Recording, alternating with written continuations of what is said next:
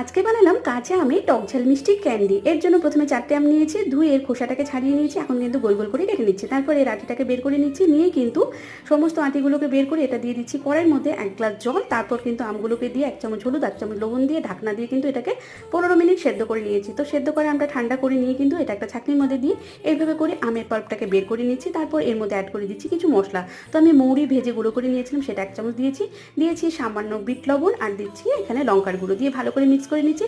Half চামচ চিনি দিয়ে দিচ্ছি, দিয়ে ভালো করে মিক্স করে কিন্তু গ্যাসের মধ্যে একটা কড়াই বসিয়ে এটাকে বসিয়ে দিয়ে অনবরত নাড়াচাড়া করে এরকম যখন আঠালো হয়ে আসবে সেই সময় কিন্তু গ্যাসের ফ্লেমটা অফ করে কিন্তু একটা টিফিন বক্সের মধ্যে তেল ব্রাশ করে এটাকে দিয়ে দিচ্ছি।